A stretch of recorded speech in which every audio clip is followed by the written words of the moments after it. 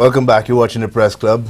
We are looking at some of the big stories making the news this week. The Mirror newspaper headline, Zika reaches our shores. St. Lucia records first 2 cases of Zika virus, coming out of a press conference held on Thursday by the Ministry of Health. The Ministry of Health has always said it's not a matter of if, but a matter of when Zika gets to St. Lucia. And that prediction has come true. We had a 25-year-old man and a 28-year-old woman. And as we learned, the 28-year-old woman is actually pregnant. That has spurred a debate about abortion. Again, that was carried in one of the other papers this week as well.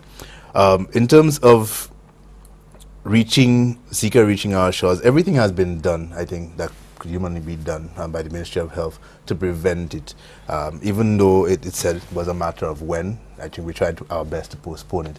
A number of organizations have come on board, the SDA Church included, certain community groups. We know a number of parliamentary representatives through their constituency councils organized cleanup campaigns. There were education campaigns orchestrated by the Ministry of Health's Education Department and Communications Department, along with the mainstream media putting out PSAs to get people to clean their environments, keep their environments mosquito-free. But that only has a limited reach in terms of prevention. We also have the issue of travel, you know, the potential persons coming in with the virus, the fact that it is sexually transmitted, you know, so there are a number of factors outside of our control, you know, in terms of Zika. So it was a case of, you know, when rather than if. In terms of the media coverage, have we been responsible? Have we stoked fear? Do you think we've handled it well? Well, I think that, as always, the way we think and the way we think people think decides what aspects we highlight in our coverage. And fortunately, most of the Zika coverage has been press releases from the Ministry of Health and reportage of items from places where Zika has been traced before St. Lucia.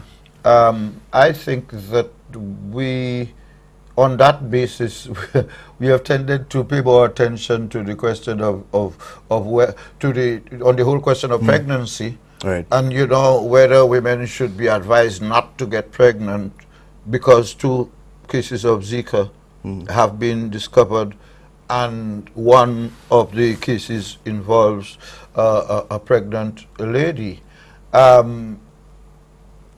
If we sufficiently understand what has been put out about Zika, because these diseases are coming, there was Ebola, then chikungunya, and now we have Zika, none of which we had before. Right. So we're all learning together, and there are some basic facts about Zika that we cannot escape. One is that we have to commend ourselves for having been able to keep it at bay for so long, to be one of the last, or maybe the last to late, that has, where it has been thing. But like you said, it was long in coming, and on that basis, we have to continue to learn more about what we need to be aware of now that it has been identified. I think the fact that it has been identified has not been lost on people. It's not lost on me. I covered up more last night than I normally do. You know, because it's here. Before we could have said, all right, let's make sure the first one is not by me, so you're always around cleaning. But then when you hear it's in the country, it's a different thing. So the numbers are going to continue to grow. However, there are certain factors that have not been determined. Number one, there has been no scientific determination of a link between Zika and microcephaly, the small head disease. Yes, Brazil has 1,500 cases that they have registered, right. But given Brazil's population, you know, that is reflective of the population, and Zika plays out in different ways in different places. In El Salvador, whereas in Brazil it is the microcephaly, in El Salvador is the Guillain-Barré, which is something else. So now that it is across the Caribbean, we're not too sure what it's going to bring because it's equally new. But again, while the United States has said that they have confirmed 2 cases of Zika being spread by sexual intercourse, they did not say and have not proven the link between microcephaly and pregnancy. Because the suggestion is there are other factors that can contribute to microcephaly. So, but I think that the research suggests that there is still a link between Zika and microcephaly, but I believe it is with pre-existing conditions. It suggests. Yeah, it suggests. And yesterday, an item came out yesterday. In fact, 2 items I came across yesterday. One was saying that a cure for AIDS is some 3 years away. And that's 36 years or 37 years after AIDS was discovered. There is no cure for Zika. And none has been discovered. But in the case of AIDS, they are now able to extract, I don't know how to say it in regular terms, but they are able to do a procedure. They claim that they're working on to extract whatever brings or develops into AIDS, to extract it from the body. But they're not there yet. No, so Zika is most likely going to be with us or on Earth, you know, for a long time. It's been other places in the world, Africa, Asia, Indian Ocean, etc. It is affecting Latin America in different ways. What we have to do basically is continue to do what we have been doing that contributed to us being the last. Secondly, the whole question of the effect on tourism. It is not likely to have any effect on tourism here that it hasn't had elsewhere.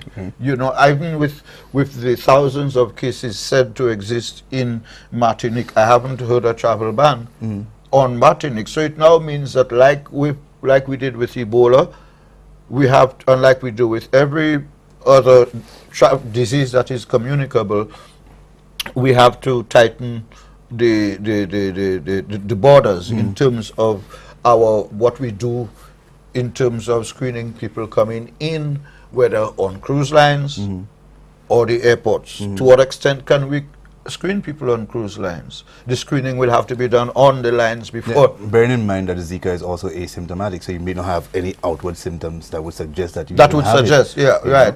Which would have accounted, it was a concern earlier for the Ministry of Health that we may not have had confirmed cases, but that did not mean we didn't have Zika on island before. What is known right now and what they have confirmed is that neither of the 2 people who have been affected had traveled to far less to any country that had Zika. So they were bitten by mosquitoes here.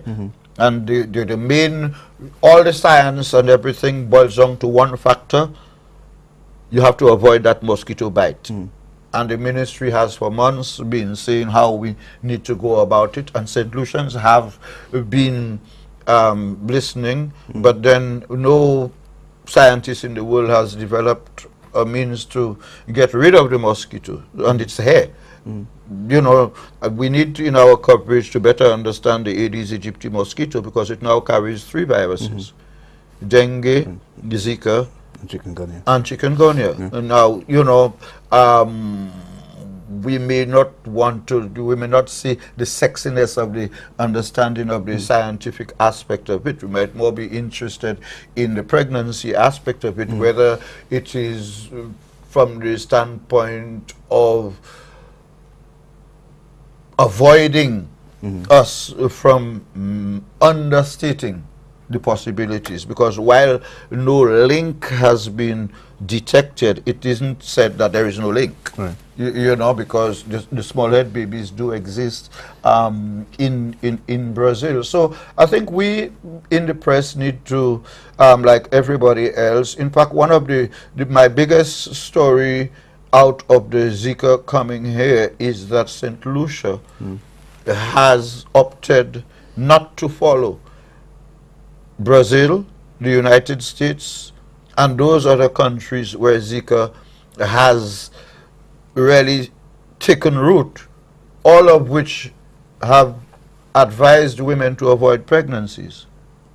In the case of St. Lucia, the Ministry of Health took the wise decision not to interfere in the question of pregnancy. Pregnancy is between two persons. And it's not something where a ministry can say to the population, listen, try not to have sex, try not to have babies, etc., etc. But I guess we'll do a little bit more of that when we come back. I want to pick your brain a little bit on in terms of health reporting, you know, scientific reporting, which you touched on earlier, and just the role of the media in terms of education, which is something we were criticized for heavily during the week, you know, on some of the talk shows. But we'll do that when we come back. We're due for a break. We'll take the break, and when we come back, we'll continue our conversation.